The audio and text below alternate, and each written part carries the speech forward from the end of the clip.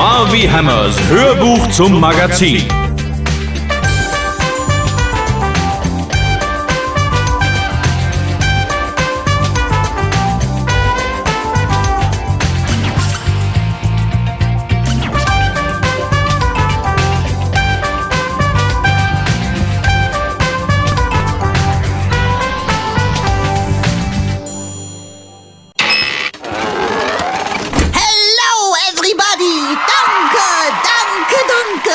Ach, das nenne ich Applaus. Heute geht es um das feuchte Element und um eines meiner absoluten Lieblingsthemen. Mal sehen, ob ihr darauf kommt. Um Männer, die Wind und Wellen trotzten und die auf allen Weltmeeren gefürchtet waren. Holzbein und Grillschwein. Man nannte sie Korsaren, Freibeuter, Kaperer, Bukaniere, Vitalienbrüder, Seeräuber oder einfach Piraten. Sie waren unerschrocken, ungebrochen, ungewaschen und, nun ja, manchmal auch ein bisschen grausam. Steht hier drin, in diesem dicken Wälzer. Der Einband ist aus Leder. Das fühlt sich toll an, so rau und wild. Es riecht nach salzigem Wind, nach modrigen Balken, nach rostigen Säbeln und ein bisschen nach, abgelaufenem Joghurt und alten Apfelsinenschalen. Ich hab's nämlich im Müll gefunden. Nicht zu glauben! Dieses Piratenbuch wollte jemand wegschmeißen. Auf der ersten Seite ist ein Bild vom Jolly Roger. So nennt man die Piratenflagge. Die hier zeigt einen grinsenden Totenschädel. Und darunter 2 gekreuzte Säbel. Das Buch heißt Piraten, Schrecken der Meere. Ich glaube, es ist sehr alt. Wenn man es zuklappt, dann staubt es. Jups. Ich habe schon eine Menge interessanter Dinge gelernt. Aber das Tollste ist die Geschichte von Captain Blackbeard, dem gefürchtetsten Piratenchef aller Zeiten. Der war ein echter Teufelskerl, wirklich.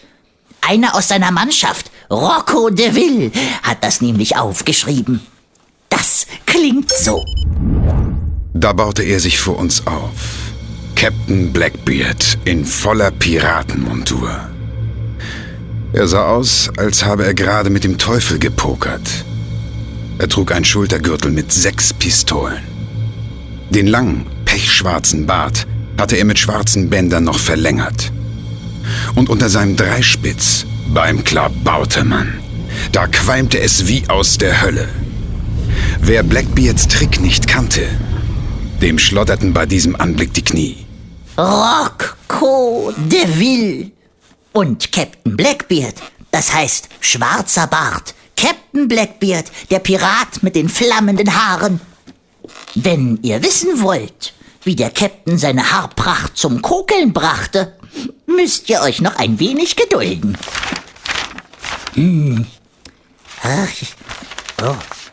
Satansbraten und Enterhaken. Echt ein Wahnsinnsbuch. Da sind sogar Bilder von den wichtigsten Seemannsknoten drin. Hier, der Palsteg. Mit dem kann man Sachen festbinden. Am Mast zum Beispiel. Klar, mit einem Seil wie diesem hier.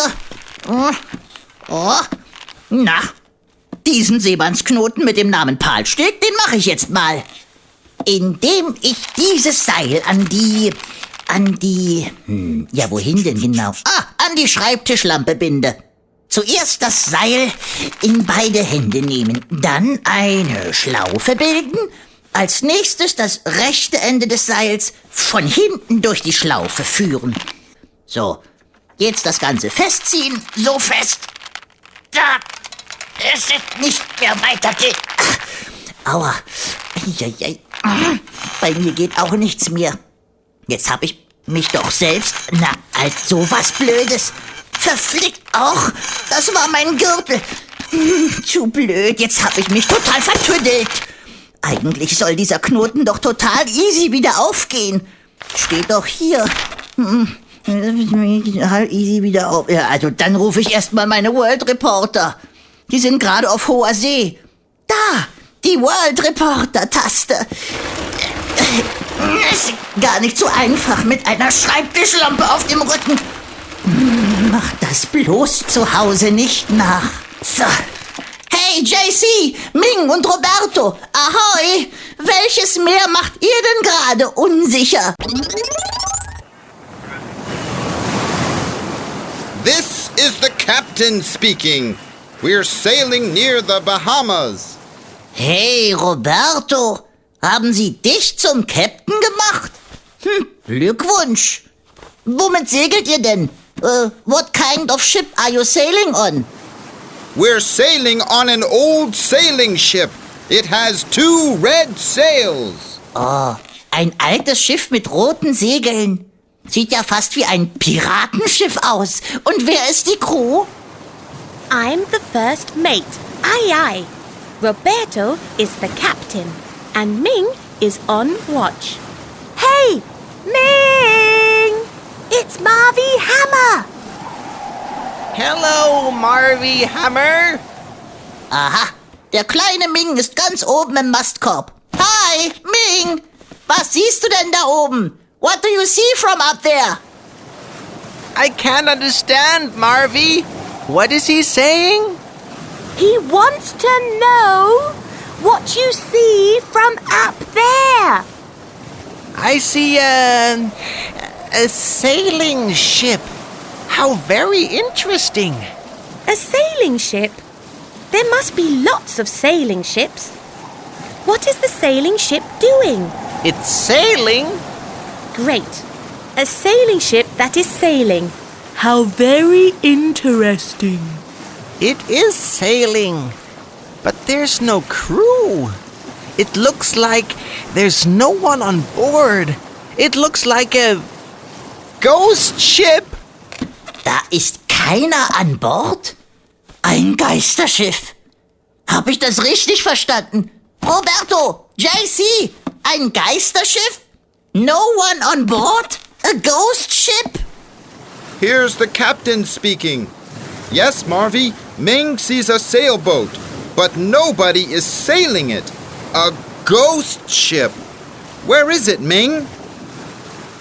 It's starboard. It's about 2 kilometers away.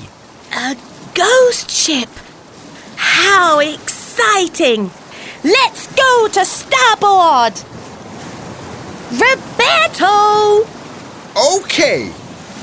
Let's go to starboard. Let's go look at the ghost ship. Steuerbord?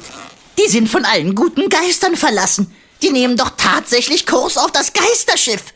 Davon kann ich nur abraten. Wer das nicht glaubt, der wird gleich eines Besseren belehrt. Bei meinem Marvi Hämmers Piratenquiz.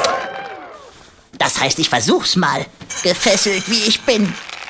Ammenhai und Augenklappe. Kaum besegelten die ersten Schiffe die Meere. Da gab es auch schon Seeräuber. Zur Legende wurden im 18. Jahrhundert die Piraten der Karibik. Ihre Schiffe waren schneller und wendiger als die voll beladenen Handelsschiffe, die Gold und andere Kostbarkeiten aus Amerika nach Europa bringen sollten. Mit Enterhaken zogen die Piraten ihr Schiff an so einen großen Pott ran und dann sprang der erste Pirat auf Deck. Halt, stopp! Das war natürlich eine sehr gefährliche Aufgabe, denn dieser Pirat war ja geradezu eine Zielscheibe für die Gewehre des anderen Schiffes. Das war bestimmt kein Job, um den sich die Piraten gerissen haben. Meine erste Frage lautet: Was brachte einen Piraten dazu, todesmutig als Erster auf ein fremdes Schiff zu springen? A. Er hatte beim Flaschendrehen verloren. B. Er hoffte auf eine reiche Belohnung. C. Er hatte so viel rumgetrunken, dass es ihm egal war. Hi, Witzka, Kapitän, jawohl, ich habe rumgetrunken. Und war rum, weil das Trinkwasser in der Rum Rumpelkammer schon alt ist, dass es stinkt wie ein Wal aus dem Maul. Runter da! Ich springe schon auf Deck. Sie müssen mir nur noch zeigen, wo der verdammte Feind rumdümpelt. Naja, diese wilden Gesellen hatten sich wohl besser im Griff, wenn es darauf ankam. Und ob Flaschendrehen bei Windstärke 9 auf schwankenden Schiffen ein gutes Spiel war? Ich weiß nicht. Also ist Antwort B richtig. Wer sich als Erster auf ein feindliches Schiff wagte, der durfte sich als Belohnung später die wertvollsten Waffen der besiegten Gegner aussuchen. Piraten erleichterten also Handelsschiffe um ihre Fracht. Aber nicht nur Waffen, Schmuck und Gold waren begehrt. Da gab es noch etwas, auf das die Piratenkapitäne scharf waren. Frage 2 lautet: Was war bei Piraten so begehrt wie Gold? A. Musikinstrumente wie eine Ziehharmonika. B. Bestickte Bettwäsche. Oder C. Seekarten und Kompass. Ja, so eine Ziehharmonika hätten die Piraten wohl auch nicht stehen lassen. Die wurde aber leider erst im 19. Jahrhundert erfunden. Und feine Bettwäsche. Captain Blackbeard hätte drauf gepfiffen. Aber Seekarten und Kompass, die waren mehr wert als Juwelen. Die waren der Schlüssel zum Erfolg. Denn damit waren die Piraten den Seefahrern überlegen, die nicht über diese Karten verfügten. Also ist Antwort C richtig.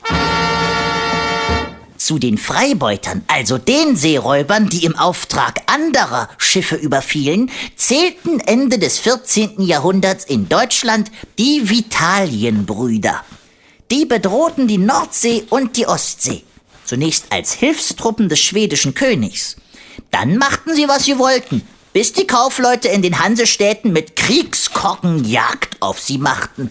Jetzt meine Frage: Wie hieß der berüchtigste Vitalienbruder? A. Vitali Klitschko. B. Klaus Störtebeker. C. Hein Klabautermann. 8, 9, aus! Das war keine Schiffsglocke, sondern eine Ringglocke. Denn der Vitali ist zwar ein Bruder vom Wladimir, aber kein Vitalienbruder. Also kein Freibeuter. Und der Klabautermann, der ist so etwas wie ein Schiffskobold, ein unheimlicher Geselle. Jeder hat Angst vor ihm. Dabei gibt's ihn gar nicht. Nee, Antwort B ist richtig. Der norddeutsche Freibeuter heißt Klaus Störtebeker. Als die Hanseflotte ihn endlich gestellt hatte, wurde er hingerichtet. In Hamburg. Der wurde geköpft. Die Legende sagt, dass die Richter ihm etwas versprachen. Alle Seeleute sollten verschont werden, an denen er nach seiner Hinrichtung vorbeiläuft. Ohne Kopf. Angeblich sollen das so ungefähr 10 Kerle gewesen sein. So, das war mein Piratenquiz. Gewonnen haben wieder alle, die mitgemacht haben. Puh, war gar nicht so einfach, diese Quizfragen zu stellen, wenn man mehr oder weniger gefesselt ist. Mit einem Seemannsknoten an einer Schreibtischlampe. Vielleicht kann ich mich ja befreien, während Rocco de Ville seine spannende Geschichte erzählt und uns mit auf eine Zeitreise nimmt. Ins Jahr 1718.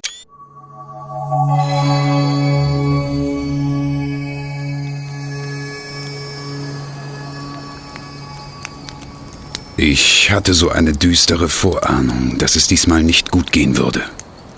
Ich spürte es in meiner Linken. Genauer gesagt, dort, wo meine linke Hand einmal war. Die hat mir vor 3 Jahren ein verdammter Spanier abgehauen, der nicht kapieren wollte, dass ein goldverzierter Frachtsegler nur eine einzige Existenzberechtigung hatte: uns vor die Kanonen zu laufen. Tja, den Spanier holten die Haie. Und wo ich vorher eine Hand hatte, habe ich jetzt einen Haken. Genau da tat es nun weh. Am Wetter lag es nicht. Nordwestwinde hatten die schweren grauen Wolken auf die offene See getrieben. und mit Hunderten von Piraten feierten wir ein wildes Fest. Mehrere Schaluppen, leichte, schnelle Schiffe, hatten in unserer Bucht geankert. Vor einer Insel an der nordamerikanischen Küste. Ocracoke. Die Lieblingsinsel von Captain Blackbeard. Captain Blackbeard. Schon zu Lebzeiten eine Legende. Wegen seiner Beutezüge. Und wegen seiner legendären Feiern. Teufel auch. Wir hatten unseren Spaß beim Fest. Fässer voller Wein, Humpen voll Bier und den feinsten karibischen Rum. Am Strand wurden Schweine am Spieß geröstet. Ab und zu explodierte etwas mit lautem Knall. Blackbeards Spezialität. Das Spiel mit dem Feuer und der Hölle. Als Badger Copper dann auch noch im Vollrausch sein Holzbein in die Flammen warf und mit hochprozentigem Rum flambierte, war die Stimmung am Strand auf dem Höhepunkt. Irgendetwas war faul. Ich spürte es. Auf der Feier hatte ich ein paar Männer beobachtet, die mir suspekt waren. Männer, die keiner kannte und die sich beim Alkohol verdächtig zurückhielten. Das konnten nur Spitzel sein. Da war ich sicher. Ich würde den Grabstein meiner Mutter, Gott hab sie selig, verwetten, dass ich das hinterhältige Grinsen ihres Anführers schon mal gesehen hatte. Wenn ich mich recht erinnere, trug er damals eine Uniform der Royal Navy, der britischen Marine. Ich machte mir Sorgen. Im Morgengrauen marschierte ich zu Blackbeard, der am Strand Hof hielt in einem prächtigen Zelt. »Rocco de Ville«, gröhlte Blackbeard und schwenkte eine Schweinshaxe. »Trink ein Glas Rum mit mir.« »Ei, Captain«, sagte ich, »auch wenn es vielleicht unser letztes sein wird.« Ich berichtete von den Spitzeln. Blackbeard wickelte seine langen Haare um die mit schweren Ringen verzierten, dürren Finger, setzte eine Flasche an und wieder ab. »Weißt du was, Rocco«, sagte er, »das ist mir egal wie ein Wal, der Weihwasser spuckt. Aus dieser Bucht holt mich keiner raus, schon gar nicht die Royal Navy. Los, trink endlich, damit du aufhörst, Gespenster zu sehen.« Das war im Herbst 1718. Captain Blackbeard galt seit 2 Jahren als der gefährlichste und erfolgreichste Piratenanführer zwischen Karibik und Alaska. Als Edward Teach wurde er geboren, wohl im englischen Bristol. Er erzählte wenig über seine Jugend, aber da er lesen und schreiben konnte, kam er wohl aus gutem Hause. Hat sich da wohl gelangweilt, wollte lieber Abenteuer erleben, als mit reichen Handelsleuten Pfeife rauchen. Eines Tages kam er auf einem löchrigen Kahn in der Karibik an und diente schon kurze Zeit später auf dem Schiff des Freibeuters Henry Jennings. Henry Jennings hatte von der englischen Krone einen Freibrief, feindliche Schiffe zu kapern und auszurauben. Feinde. Damals waren das für die Engländer andere europäische Staaten, die Kolonien in der Karibik und an der amerikanischen Küste hatten. Die Spanier und die Franzosen. Für ihre Majestäten schipperten sie alles nach Europa, was die Schiffe tragen konnten. Gold, Silber, Edelsteine, Gewürze und andere wertvolle Waren. Nicht jedes Schiff kam in Europa an. Dafür sorgten die Freibeuter. Queen Anne, die britische Königin, die ihnen die Erlaubnis zum Entern erteilt hatte, gewann doppelt und dreifach. Sie musste sich nicht die Finger schmutzig machen, schadete Englands Feinden und kassierte die Hälfte der Beute. Die Hälfte, dass ich nicht lache. Edward Teach aus Bristol wäre nicht in die Geschichte eingegangen, wenn er diese Spielchen lange mitgemacht hätte.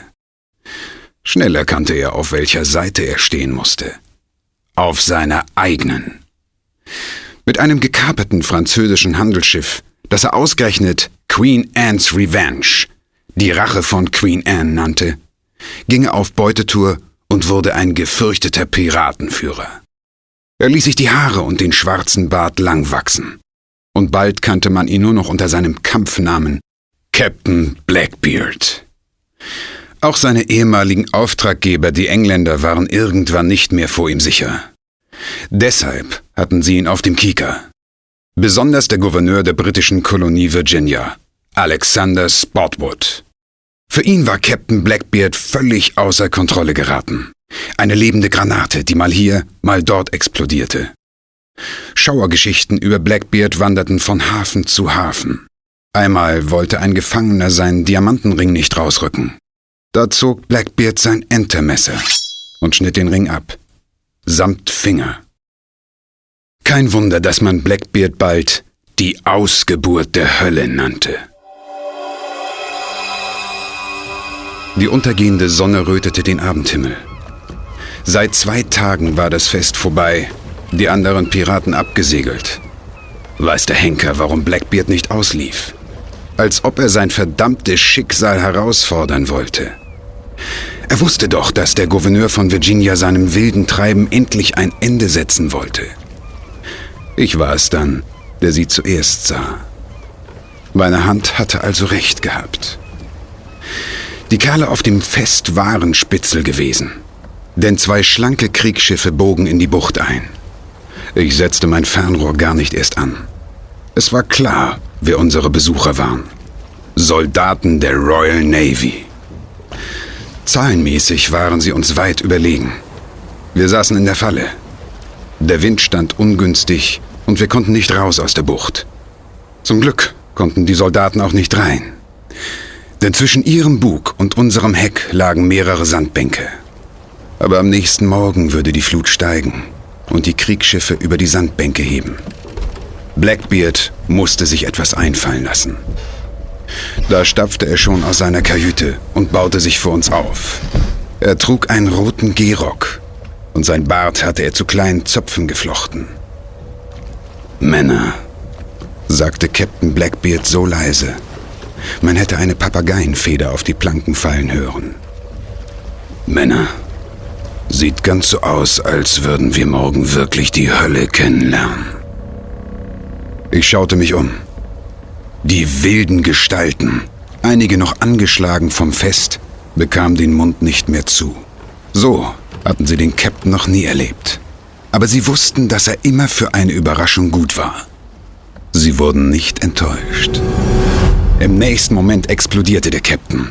Er stieß einen Wutschrei aus, zog seine Pistole, schoss aus kurzer Distanz auf ein kleines Fass.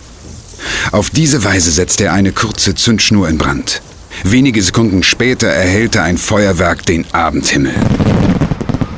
Als der Lärm verklungen war, brüllte Blackbeard: »Das ist ein Zeichen für die Hundesöhne der Royal Navy. Die nehmen wir mit in die Hölle. Da sollen sie schmoren, denn wir kommen da wieder raus. Captain Blackbeard trickst selbst den Teufel aus.« Die feurige Einlage hatte ihre Wirkung. Lachend löschten die Männer das kleine Feuer an Deck. Blackbeard winkte mich zu sich. Von einer Sekunde auf die andere war seine Miene wie versteinert. »Rocco de Ville, du weißt, was zu tun ist.« Ich wusste es. Während Blackbeard wieder unter Deck verschwand, befahl ich den Männern, Vorbereitungen zu treffen.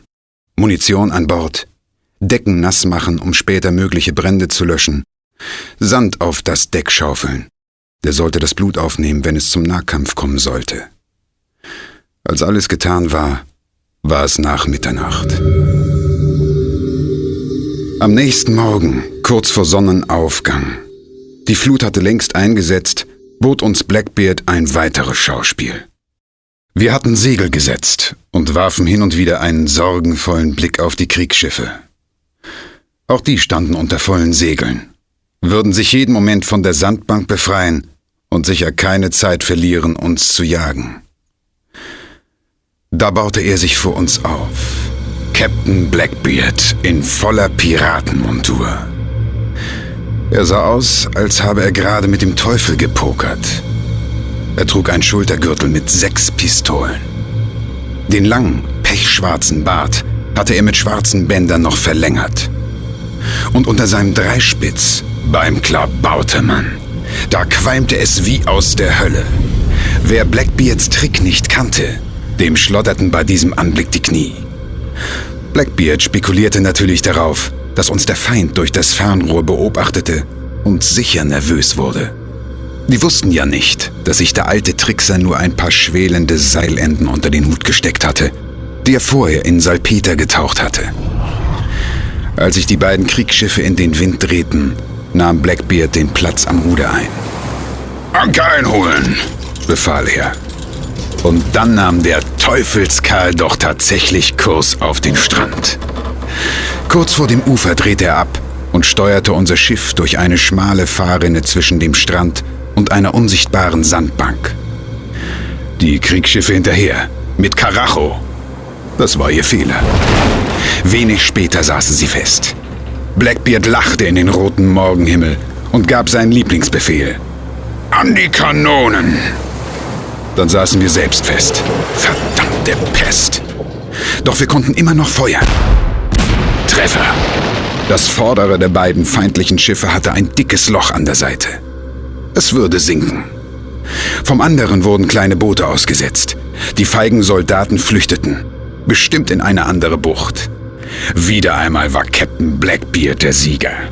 Jetzt würden wir in aller Ruhe das verlassene Kriegsschiff kapern. Dachten wir. Denn kaum hatten wir das Schiff der Royal Navy geentert, brach die Hölle los. Die Soldaten waren gar nicht feige gewesen. Sie waren listig. Ihre Flucht war eine Falle. Sie hatten sich unter Deck versteckt und auf uns gewartet. Jetzt stürmten sie los und ein Kampf begann, Mann gegen Mann. Kaum hatte ich meine Pistole gezogen, bekam ich einen schweren Schlag auf den Hinterkopf, stürzte die Treppe hinunter zwischen ein paar Fässer, die ihr stinkendes Wasser über mich ergossen. Als ich wieder zu mir kam, stellte ich fest, dass mich jemand an einen Balken gebunden hatte. Das konnte nur ein Seemannsknoten sein. Und die gehen auf. Mit einem heftigen Ruck. Ich war wieder frei und wollte zurück in den Kampf. Doch mein Bein war verletzt vom Sturz. Mit dem Haken zog ich mich die Treppe hoch. An Deck tobte der Kampf. Die Soldaten waren in der Überzahl. Im Pulverdampf sah ich Blackbeard aus mehreren Wunden bluten. Aber er stand aufrecht. Entermesser in der Hand, Auge in Auge mit einem Offizier. Mit blutunterlaufenden Augen sah er jetzt aus wie der Leibhaftige in Person. Ich sah, wie sich jemand von hinten näherte, ein Dolch in der Hand, und ich stieß einen Schrei aus. Aber es war zu spät. Captain Blackbeard brach tot zusammen. Noch einmal sollte ich Captain Blackbeard begegnen. Genauer gesagt, seinem Kopf. Der baumelte am Bugspriet der Soldatenschaluppe. Ein trauriges Ende. Was mit mir geschehen wird, ich weiß es nicht. Wer immer meine Aufzeichnungen findet, der sollte innehalten und ein paar Gedanken verschwenden an einen Mann, der das goldene Zeitalter der Piraten miterlebt hat, der viele Kämpfe gewonnen und den letzten verloren hat. Ich habe ein wildes Leben geführt und, Teufel auch, bereue nichts, so wahr ich Rocco de Ville heiße. Rocco de Ville, was für eine Geschichte. Und ich hänge immer noch fest. Aber habt ihr das mitgekriegt? Die Sache mit dem Seemannsknoten? Immer kräftig ziehen. Vielleicht komme ich so wieder von der Schreibtischlampe los. Jetzt nur nichts Falsches machen und kurz die Kräfte sammeln, bevor ich mich noch weiter verwickle. Also schnell noch mal rüber zu meinen World Reportern. Deren Abenteuer geht hoffentlich besser aus als das von Captain Blackbeard und Rocco de Ville.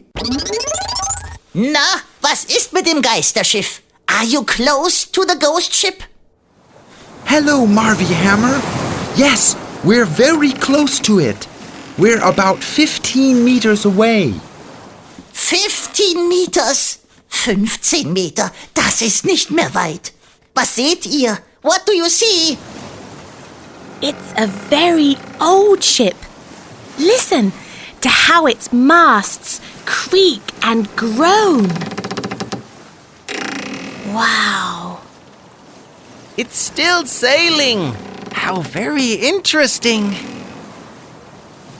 It could ram into another ship. We have to stop it. Aber wie wollt ihr denn das Schiff stoppen? How do you plan on stopping that ship? Let's stop it like pirates. We'll go to the port side, and JC can jump on board and throw the anchor overboard. Me? Yes, you. I'm the captain. Na, dann setz mal den Jolly Roger, die Piratenflagge. Ich bin gespannt auf die Attacke meiner World-Piraten. Und JC soll das Schiff entern. Von Backbord aus. Good luck, JC.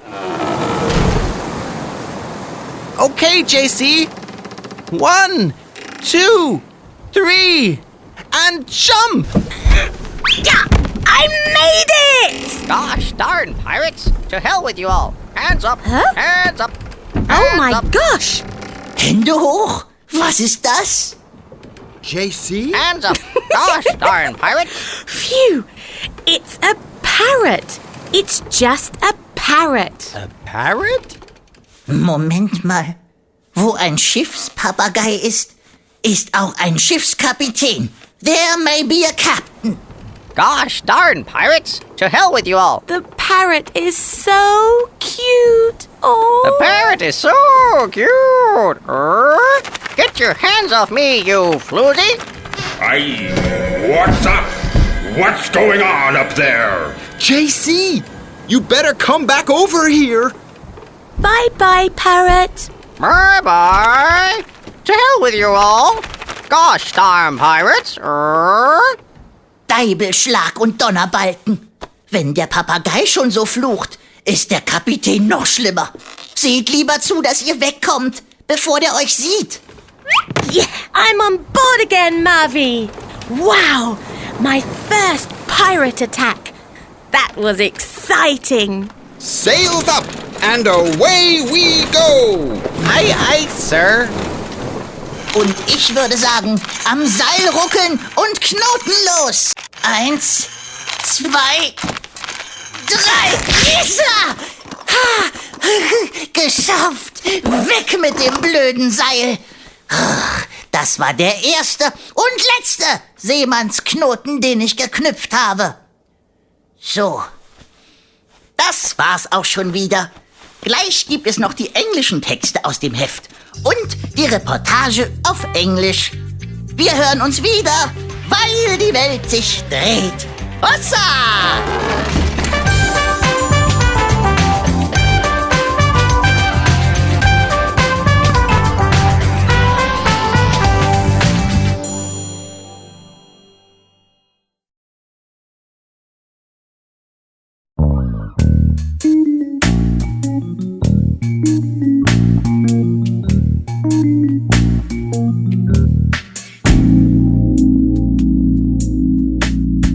Hab ich mir mal ne Beule geholt und im Kopf, da klopft ein Specht. Die Laune sinkt, der Schädel brummt und es geht mir richtig schlecht. Da hilft nur eins: Kräbelblütentee. Lass ihn 10 Minuten ziehen und der Kopf tut nicht mehr weh. Kribbelblüten wachsen am Teebeutelstrauch. Die Beutel pflückt man da ab, das ist ein uralter Brauch. Er ist sehr selten. Man Kribbelblütentee, yeah, yeah. Man muss ihn heiß genießen und mit Honig süßen. Süß. Habt ihr mal ne Wüste im Hirn und im Kopf, da rieselt nur Sand? Dann muss der Becher voll sein, am besten bis zum Rand. Womit, fragt ihr? Ihr seid ja vergesslich. Mit Kräbelblütentee! Hey, hey, in kleinen Schlückchen schlürfen. Und dann kommt sie, die Idee. Ich heiße Marvi Hämmer, wohne unter dem Schreibtisch und jetzt kommt ein Solo vom Gitarrenmann.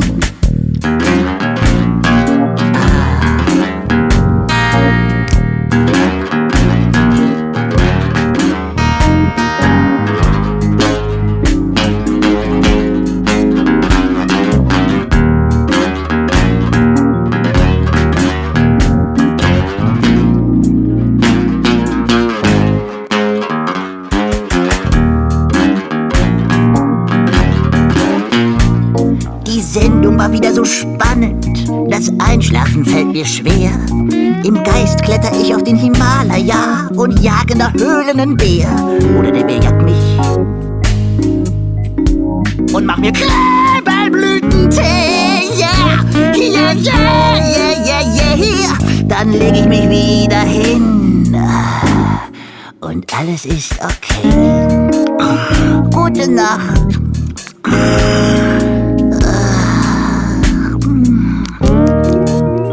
Das ist aber schön. Das Diddly-Dum-Dei. Bin ich gespannt, was morgen wieder los ist. Hoffentlich sind die Menschen rechtzeitig aus dem Studio.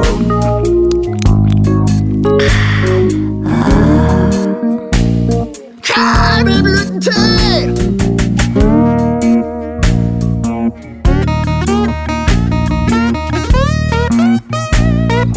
Kribbelblüten-Teetassen zählen zum Einschlafen ist so gut, Baby. Kribbelblüten.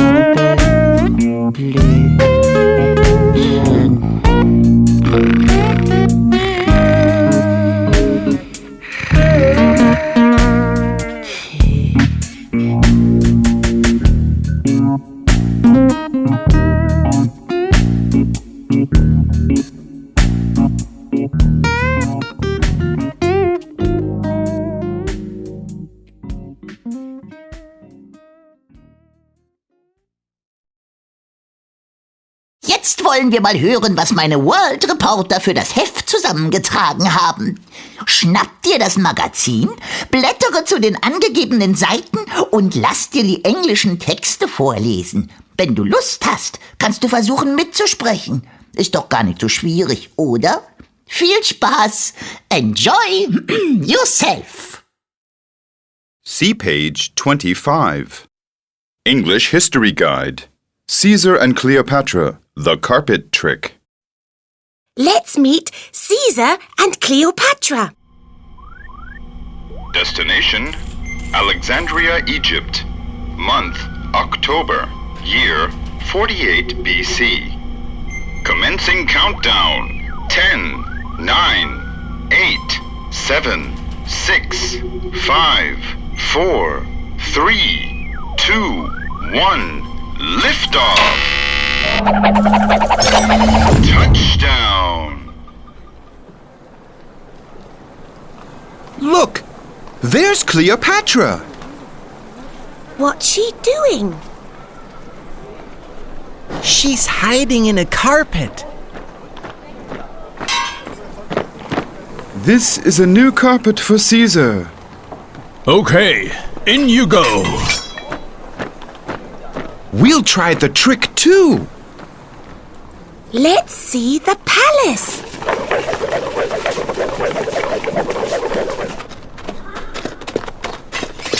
Thanks, guys.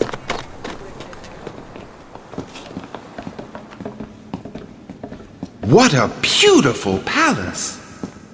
That's not fair. I can't see anything.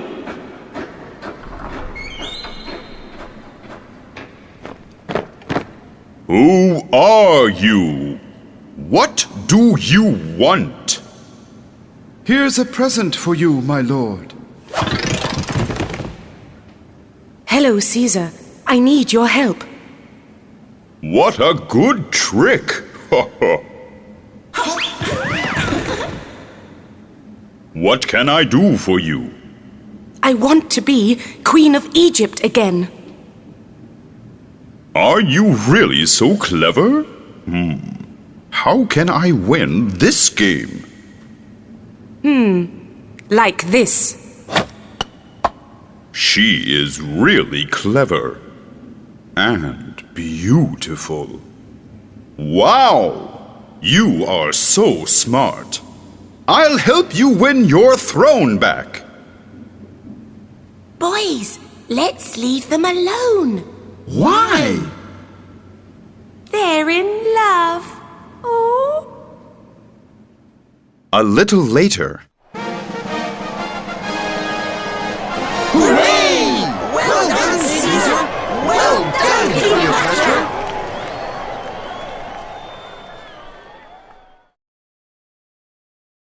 Fact box. Cleopatra came to the city in a small ship. Guards were standing in front of the palace. Cleopatra was wrapped up in a carpet. Caesar played a game called Senate. Glossary. Carpet. She's hiding. In you go. Guys. Queen of Egypt. Beautiful. Smart. Leave them alone. They're in love. Well done. See page 3. Snapshot. JC's notes.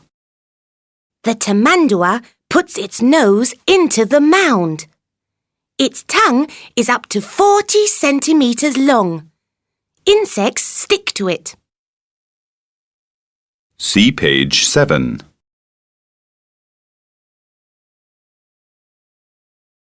World News. Ming's notes. The passengers enter the cabin.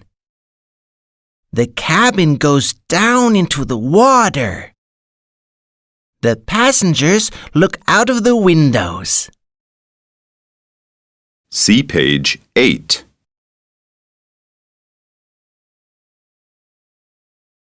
Blackbeard, Pirate King. Roberto besucht das Blackbeard Festival. Watch out! Blackbeard is coming! Roberto's notes. Blackbeard puts on his hat. He sticks fuses under his hat. He lights the fuses. Roberto's report from Hampton, USA. Hi, Marvi.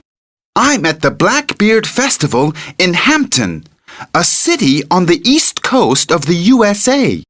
A legend says that Captain Maynard brought Blackbeard's head to Hampton after he had killed the pirate. Once a year, the town celebrates this legend from 1718, as on this weekend. During the festival, pirates take over downtown Hampton. But don't be afraid. They are just actors playing Blackbeard and his crew. Wow! They look like real pirates! The actors wear historic costumes, behave like pirates, and fight with swords, pistols, and cannons. I hope the weapons are not real. Whoom! Oh, they do sound real! I had better get out of the way. Ah, there is Ben Cherry. He plays Blackbeard. Maybe I can get an interview. Mr. Blackbeard, Mr. Cherry, wait for me. Roberto interviews Ben Cherry. Ben is an actor who plays Blackbeard. Why do you play Blackbeard? It's a great job being the Pirate King. Blackbeard is a part of our history, and he is a very interesting man. How do you turn into a pirate? I put on my costume, load my historic pistols, and take my swords. That's how I become Blackbeard. Why do so many people admire Blackbeard? People admire him because he loved adventure and excitement. Was Blackbeard really evil? No person is all bad or all good. I'm sure Blackbeard had many good as well as many evil moments. This is Blackbeard with his crew. Treasure chest, sword, shovel, Blackbeard, pistol, gold coins, map. See page 14.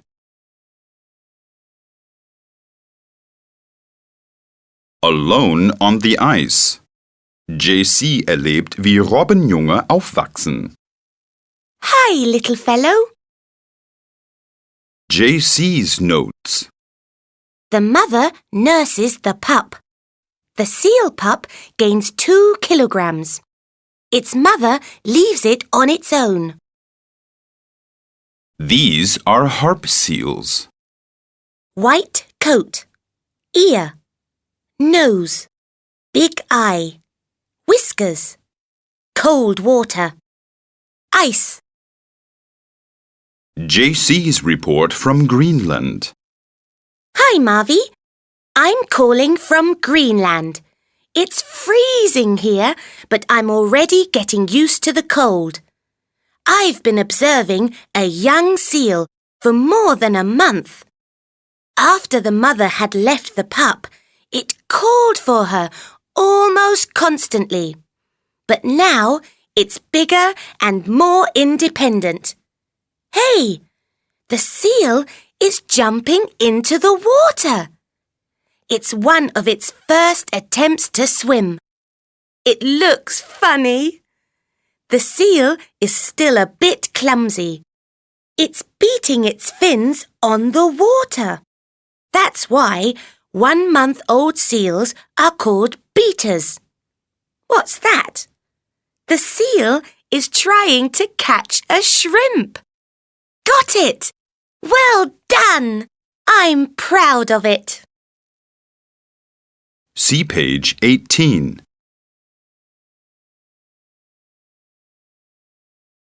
Amazing animals. JC's notes. One of the donkeys got a bellyache. The other one broke down with its trailer. Paco Bell got the most votes. See page 20.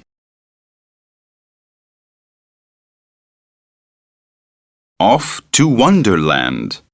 Ming reist mit einer Mini-Eisenbahn um die Welt. All aboard! Ming's notes. Kai dips a brush into white paint. He puts a ruler onto the street. He draws a white middle line. Letter to Marvi. Sender. Dorian from New York, USA. Hi, Marvi. When I went to the Model Railway Museum in Hamburg, it was really crowded. Miniatur Wunderland not only has trains and tracks, but also model cities. Hamburg itself is there. It's funny to see the real buildings outside and then look on the tables with the same buildings in miniature. Sometimes they turn the big lights off. Then you can see the model buildings light up inside as if it's night time. After a while, the lights gradually go back on as if it's dawn. I have been to the museum twice already, and I would like to go again the next time I visit Hamburg. Yours, Dorian. This is a model railway. Model builder. Skyscraper. Installation board. Station. Street. Train. Tree. House. See page 29.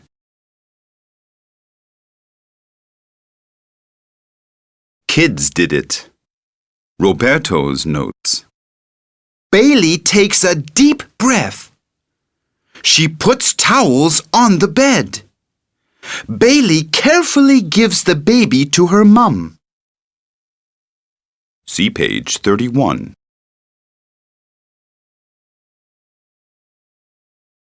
Give me a name. This is a fishing boat in the North Sea. Shoreline, dolphin, bow wave, mast, boat, radar. JC's notes. Think of a name for the dolphin.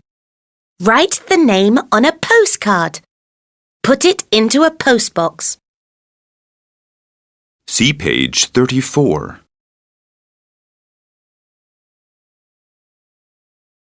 Going after snakes.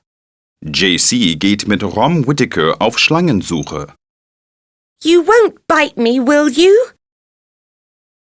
JC's notes. A snake darts under a bush. I jump after it. I grab its tail. JC interviews Rom Whitaker. Rom lives in India. He's a herpetologist and researches snakes. Hello, Rom. You research snakes. What's your advice to children when they discover a snake? If you find a snake, you can watch it safely. Keep a distance of a few meters. Snakes are frightened of people. They don't bite unless they are harmed or someone steps on them. Look at the colors and pattern carefully, so you can identify it later in a book on snakes. What should I do if a snake bites me? Most snakes are harmless. Even bites from venomous snakes are usually not deadly. But you have to go to hospital immediately. Do you have a pet snake at home? No, but snakes live all around us. We live in the countryside. Just yesterday we found a baby cobra outside our door. This is a coral snake. Red stripe, yellow stripe, black stripe, scales, body, mouth, head. See page 40. Climate in danger. How climatologists work. These are climatologists. Hood. Protection suit. Sunglasses. Drill. Boot. Ice. Ming's notes. One of the scientists drills a hole. Then he pulls out the drill with the ice. He looks at the ice. See page 45.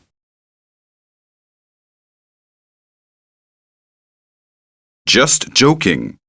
Tongue twister. Crunchy crisps crumble quickly. Hossa, das war ja eine Menge Englisch. Da qualmen mir aber ganz schön die Ohren. Hui, aber einer geht noch. Du kannst dir die Reportage vom Anfang auf Englisch anhören. Als Bonustrack. Wir hören uns nächstes Mal wieder, weil die Welt sich dreht. Hossa!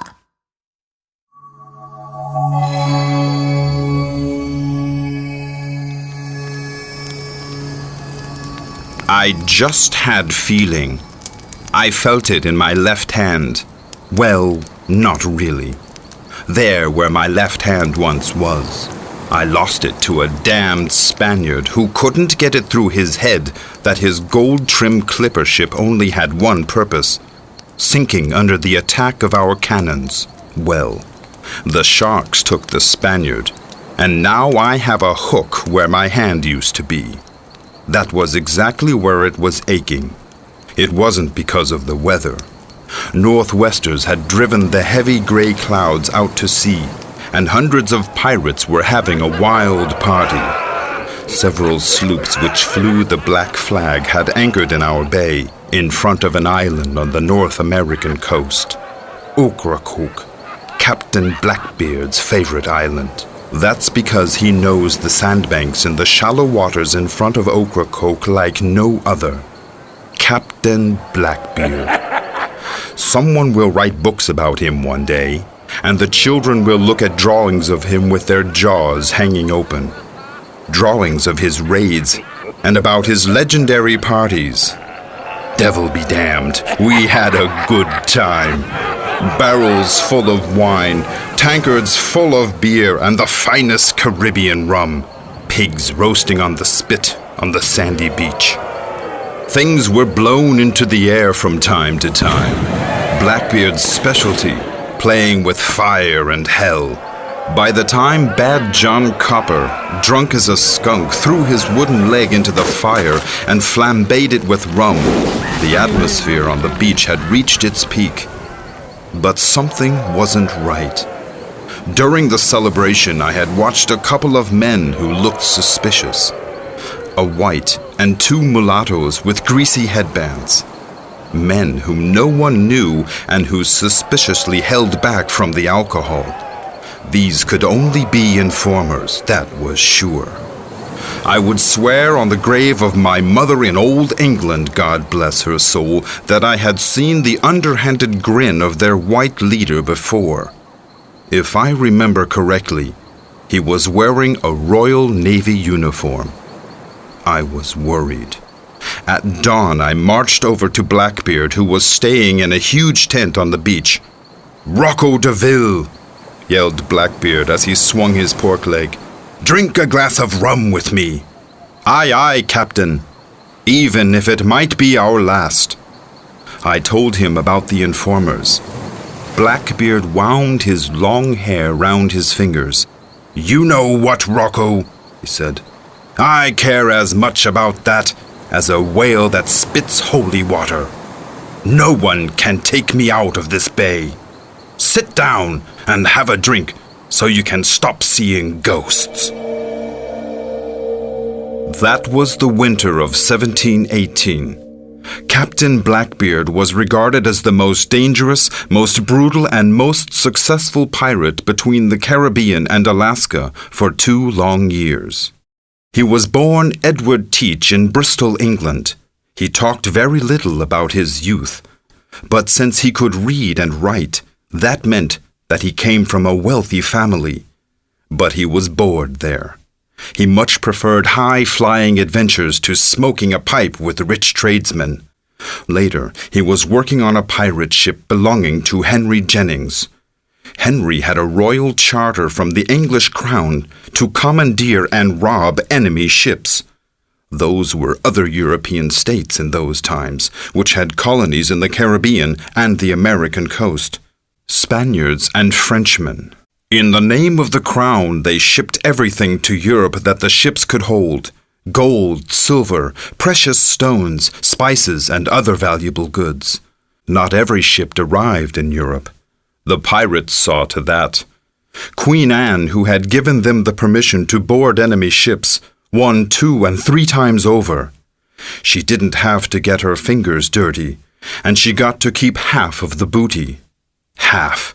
She had to be kidding. Edward Teach from Bristol wouldn't have gone down in history if he had joined in this game for long. He recognized very quickly which side he needed to be on. On his own. With a commandeered ship which he called Queen Anne's Revenge, he went on a raiding tour and became a dreaded pirate captain. He waxed his hair and beard and was soon known only by his pirate name, Captain Blackbeard. His former customers, the Englishmen, weren't even safe from him.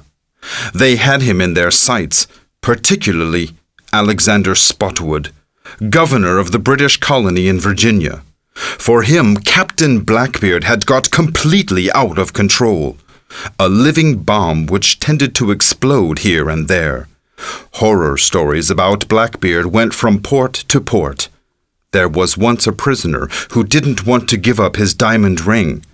Blackbeard drew his cutlass and cut the finger off, along with the ring. No wonder that people soon talked about the monstrosity from hell when referring to Blackbeard. In the meantime, the party was over and the other pirates already back at sea. Lord only knows why we were still in the bay. It was as if Blackbeard wanted to challenge his damned destiny. He knew that the governor from Virginia wanted to put an end to the wild marauding. I was the one who first saw the warships. 2 slim sloops had turned into the bay. I didn't need to bother with my telescope. It was clear who the visitors were. Soldiers from the Royal Navy, and from the numbers far superior. We were sitting in a trap. The wind was unfavorable, and we couldn't get out of the bay. Fortunately, the soldiers couldn't either, because several sandbanks lay between their bow and our tail. But in the morning, the high tide would come in and raise the sloops over the sandbanks. Blackbeard had to think of something. He had already trudged out of his cabin and was towering over us. He was wearing a long red jacket and had braided his beard into small pleats. "Men," Captain Blackbeard said quietly. You could have heard a parrot feather falling on the plank. "Men, it looks as if tomorrow we're going to find out what hell looks like." I looked around. The shocked expressions. Some still hung over from the party as they stood with their mouths open.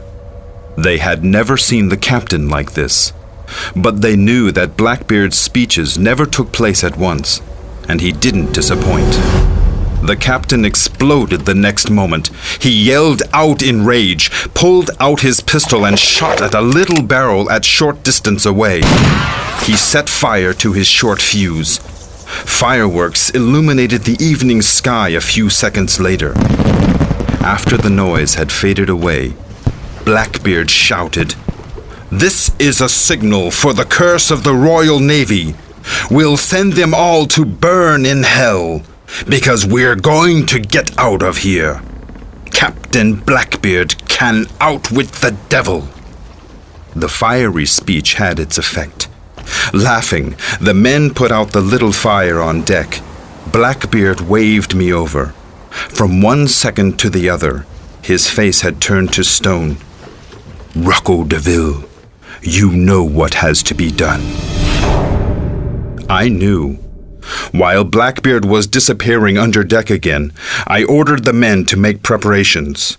Ammunition on board, making blankets as wet as possible to put out fires later, shoveling sand onto the deck to soak up the blood if it should come to close combat.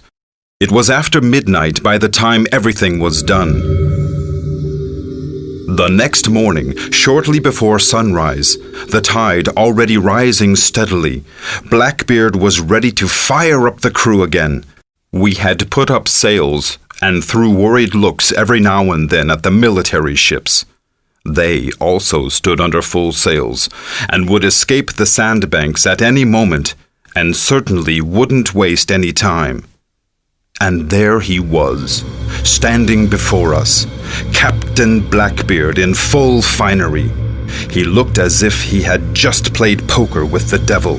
He was carrying a bandolier with 6 pistols.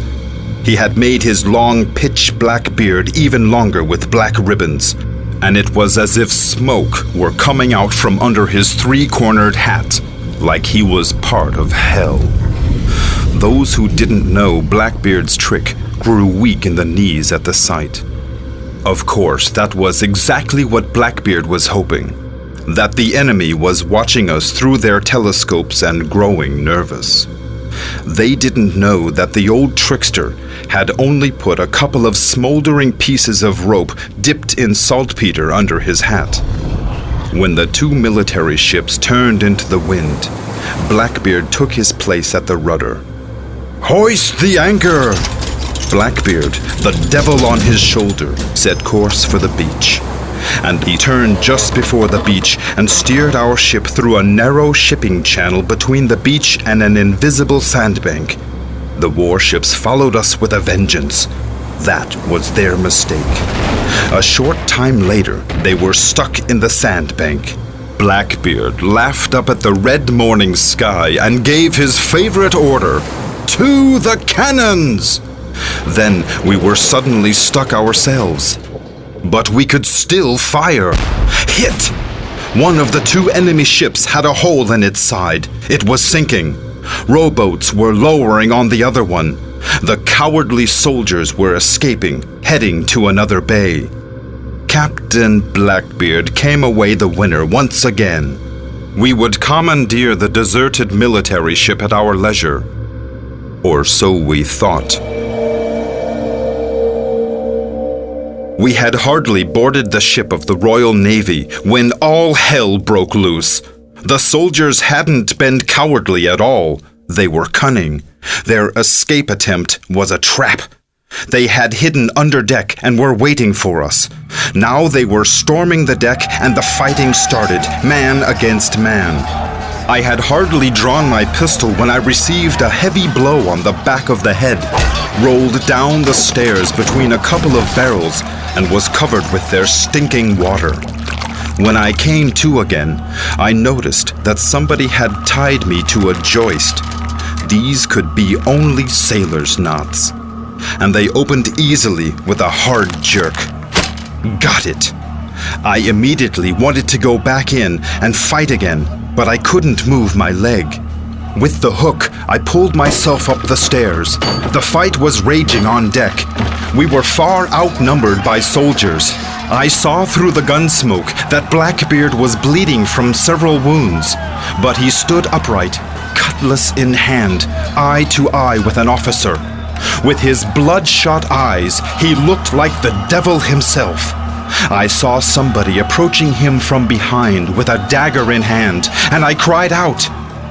But it was too late. I was to meet Captain Blackbeard once again, more precisely, his head. It was dangling over the bowsprit of the military sloop. A sad end. What will happen to me now? I don't know. Whoever finds my notes should stop and dedicate a couple of thoughts to a man who was there during the golden age of pirates. A man who had won many fights and lost the last one. I have led a wild life and, by damned, regret nothing. As sure as my name is Rocco DeVille.